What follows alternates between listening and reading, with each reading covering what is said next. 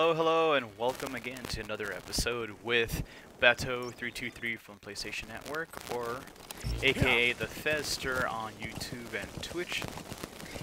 And so in today, this is mission 6, which is where the do the honeybees sleep, or where the honeybee sleeps mission. And so in the very beginning, you're kind of left in an outer area of Afghanistan, as per the usual. But in one of the earlier missions, or part of it, is to find and capture, to try to save a Mujahideen militia soldier. And if you get to him in time, he's being interrogated and surrounded by what seems to be a lot of Russian soldiers. So in that instance, just do your best to quickly just shoot all of them in the general body as quickly as possible. They'll all react to it, of course, but then they'll all begin to start dropping to the floor one by one by one. And in doing so, you can get to that Mujahideen fighter, go ahead and go through that whole little cutscene there, which is great because then he'll reveal to you something very important. The exact location of where the honeybee is, so you don't have to look for it yourself aimlessly. In addition to that, you can Fulton the enemy combatant out of the war zone and add him to your army, which is great because he actually has some decent skill sets there, since he is a hardened fighter, you know, fighting against the Russians out in his homeland of Afghanistan. And so, if you ever actually care to know a little bit of history around this time frame, the CIA in the United States decided to go ahead and help these Afghan fighters against the Russians. Of course, the Russians were the big red communist terror during this time in United States history. And so if you ever watch the movie Charlie Wilson's War with Tom Hanks, you get to learn how the United States convinced Congress to fund the CIA to go ahead and start providing these weapons to the Mujahideen militia soldiers in Afghanistan to fight against the Russians. And one of the big weapons that the United States develops is the Stinger missile, which is an anti-aircraft rocket launcher. And so this is what the honeybee is that we're trying to retrieve using Snake here. So that's just a little background on that. And that's what I really like about Metal Gear Solid 5 and a lot of the other Metal Gears. They try to weave in United States military history and operations that generally were conducted around this time frame, and they throw in Snake in there to try to add some additional believability here, which is great. And if you noticed, I've gone ahead and added the analyzer to my binoculars, which is great because it gives you a quick analysis of enemy soldiers, so you know if you actually consider Fultoning them to add to your mother base, which is always good to just constantly capture them, because worst case scenario, they just get piled up in the waiting room, and then they can just get recirculated in and out of the waiting room into the designated areas you'd like until you've expanded your mother base. Another quick note, I decided not to shoot those guys because, one, you have to do a supply drop, and the closer your supply drop is to an enemy base, the greater chance they'll see it, not shoot it out, and then you lose all your materials. But then honestly, it just makes getting through the mission sometimes a little quicker, and of course more stealthy that way. And so in this case, I go along the cliffside through the narrow little trench here, and what do I find? A large diamond on the path. So if you are actually trying to follow along with where I am in your own gameplay, you can go ahead and find that $100,000 GMP diamond there, and more or less mirror my approach if you really want to. But this was the quick and stealthiest approach that I had to get to this base without raising any alerts. I think in the end of this one, I think I get an S rank for this particular operation. But I will say that I do lose the bonus because I do use the honeybee. And I'm trying to remember of anything else about this particular gameplay. But no, that's pretty much it. But yeah, here's the getting through the entrance here. Go ahead and I pretty sure I mark this particular soldier up on the perch there. Generally, unless they're a sniper, most soldiers that are up on the crow's nests don't seem to carry a lot of skill, because I guess they're just doing nothing all day except just staring out looking for enemies. And that was kind of a useless post if you didn't have a searchlight, considering that whole area that I approached was completely pitch black. But I guess to make things easier, and of course in all recon missions and in all stealth missions, you'll want to do some reconnaissance. And so always try to get to a high enough perch where you can go ahead and scan for enemies, and take advantage of when you can of your surroundings. So in this case, I purposely chose to do a lot of my missions at night, since it seems that nighttime helps in preventing enemies from seeing you, as well as you being immediately noticed, since they have to take out their flashlights to then inspect the area where they suspected that there was going to be an enemy that they, you know, stumbled upon during their patrols. A cave. And let's see. A great hiding place. And of course, always take advantage of weather conditions as they randomly occur during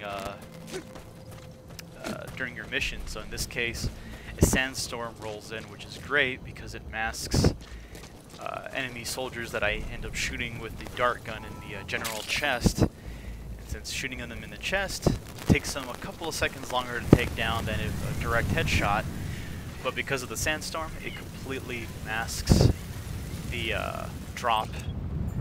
Even though they're like within a meter distance of each other, somehow the sandstorm plus all that wind just blocks the noise, so they don't react to it, which is great. And so there we go, 2 successful hits, and then we'll eventually just see them drop here.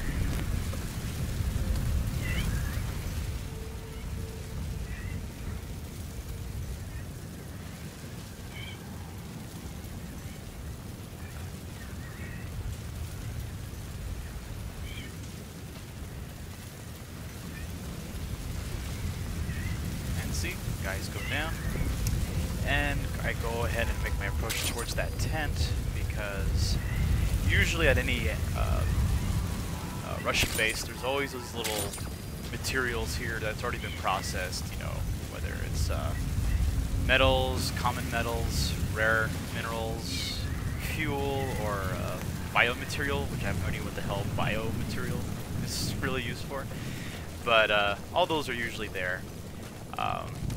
And so I make the mistake of not hiding their bodies. At least on a quick glance, it didn't seem like there was a whole lot of enemies that walk around where they were standing, so I went ahead and just ignored them. But I did notice that little poster, and so I noticed they usually worth 500 GNP for some reason, whether it's an, I don't know, swag that Snake picks up, or it's more used for training as like a target practice type thing. But it's always good to go ahead and mark all your enemies. And again, as you can see at night, even though he suspects something, he doesn't immediately see me, and I'm only 25 meters away when that happened. And see, he has to don the flashlight, and usually even at this point they'll don the flashlight and then they'll slowly make their approach to investigate. It's not entirely the same as them immediately seeing everything the way they would in daylight. In daylight, around 40 meters, they would spot you, but at night, they hardly see you, which is great.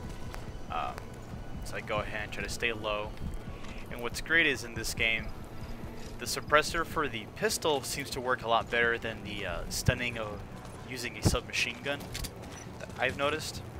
So, because there's no clear line of sight when he sees the enemy go down, he only hears him when his knees drop, which is great. See, I totally didn't see him, so I go ahead and take him out too. If you're quick on the draw like that, it really, really helps just to be able to take him out, because you're usually immediately alerted when that occurs. I think there's a little struggle for me here as like a bunch of course, enemies start showing up left and right, because not only have I not moved any of my enemy enemy soldiers that I've knocked out. There's also the issue that they want to investigate why the power is out, because I turned it off. So I go through and try to grab everything I can, and I do my best to start trying to hide some of the enemies here and there. So one I know I put in a porta potty, another behind where I was hiding before, behind the boxes.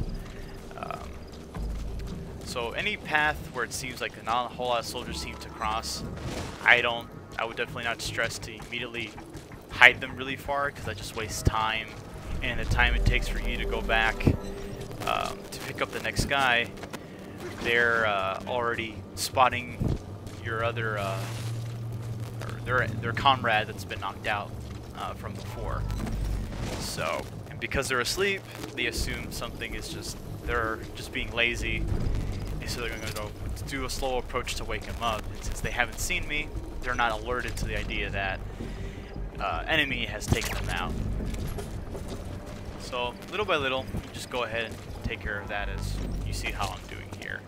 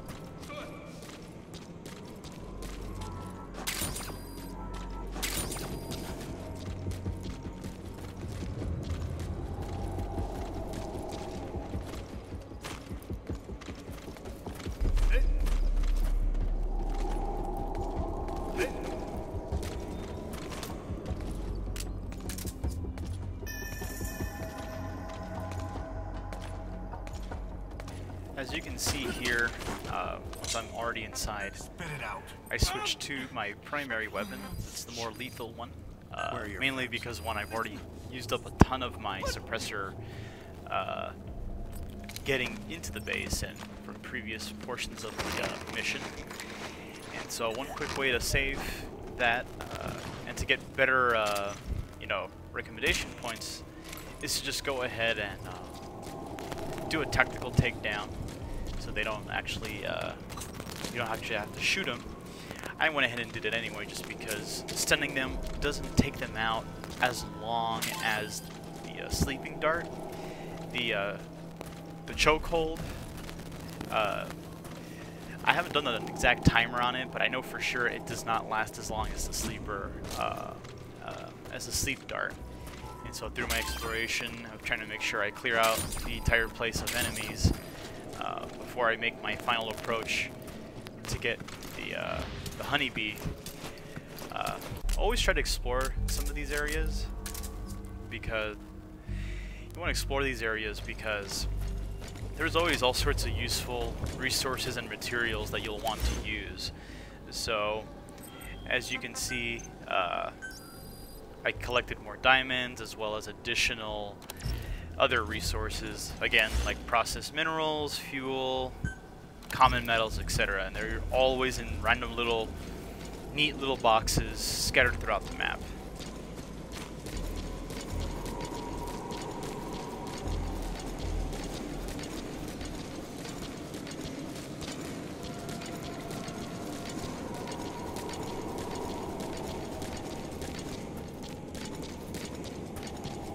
At this point, I've already had and captured the honeybee. Now, to be clear, the honeybee will take up the slot of a primary weapon. It's not like in the old days of Metal Gear Solid, where you could carry a ton of things in your backpack or just on you, and you can instantly pull out a Nikita missile launcher and then switch back to a machine gun, back and forth.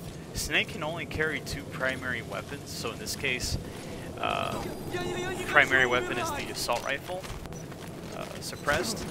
And so previously, if you noticed, I had my sniper rifle that I captured from another skilled Russian soldier.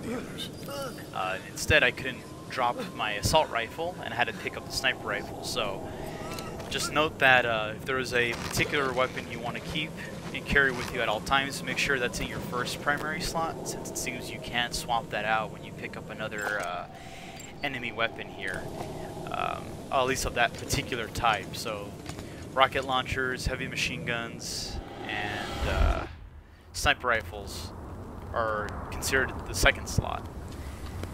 And so I'll stay quiet here for this particular cutscene and let you guys enjoy.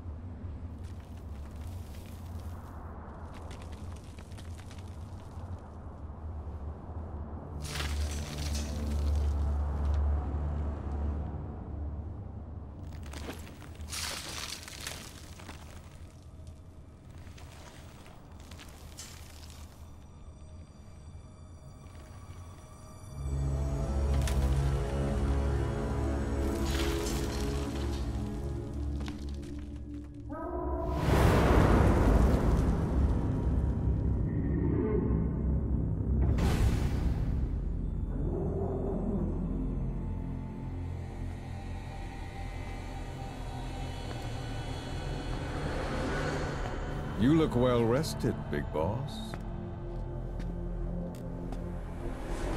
My, how you've changed.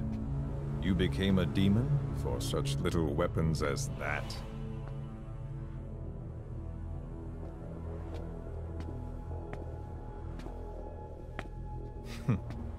Well, I'm sure you'll see the bigger picture eventually.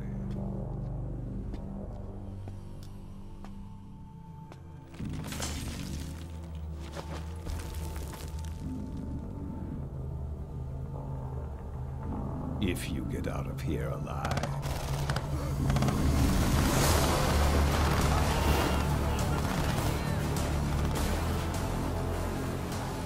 Rest in peace this time.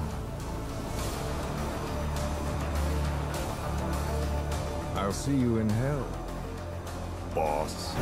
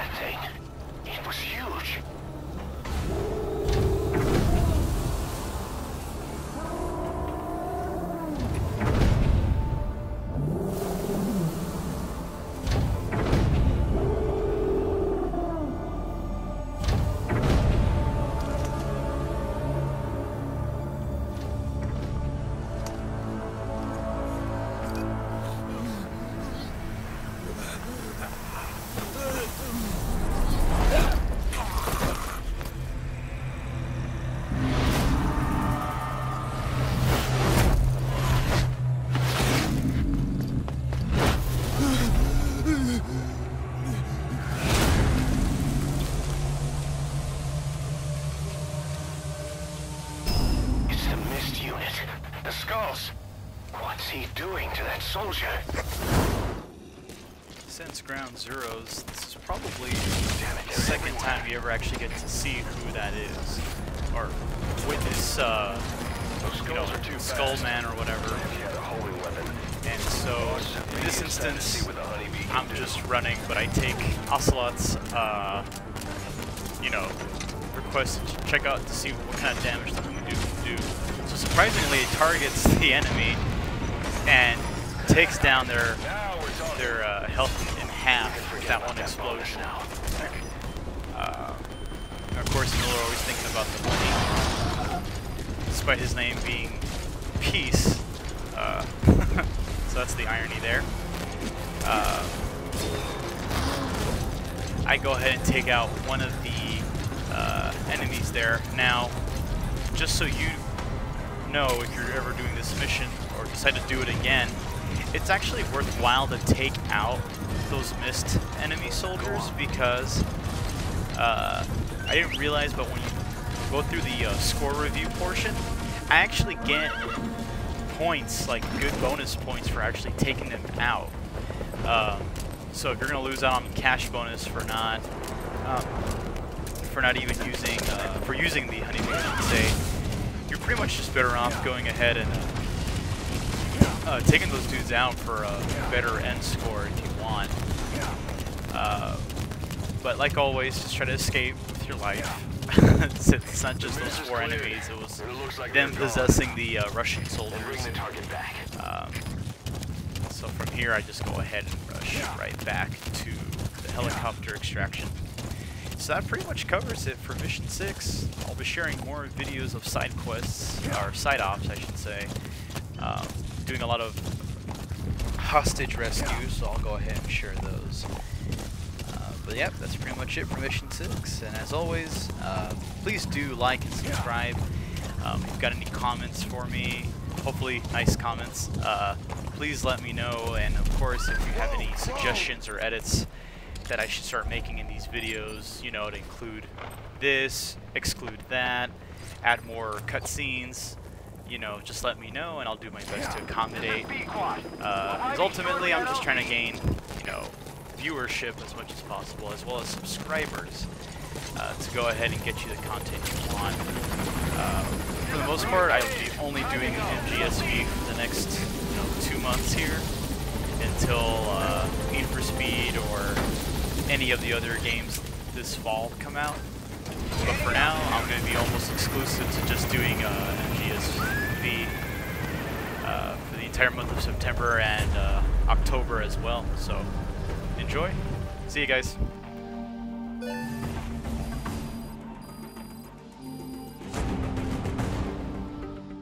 Mission complete. Great work.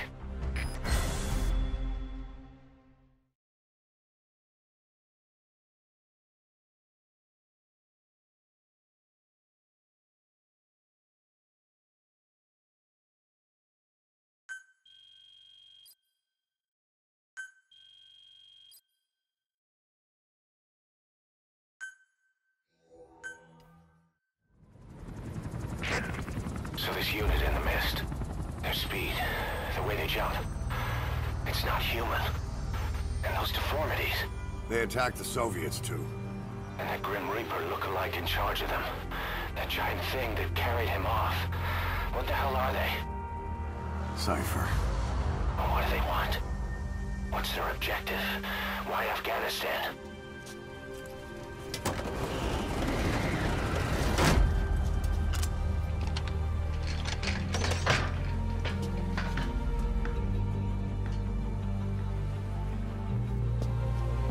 There's one more thing troubling me. What happened to the Hamid? Exactly.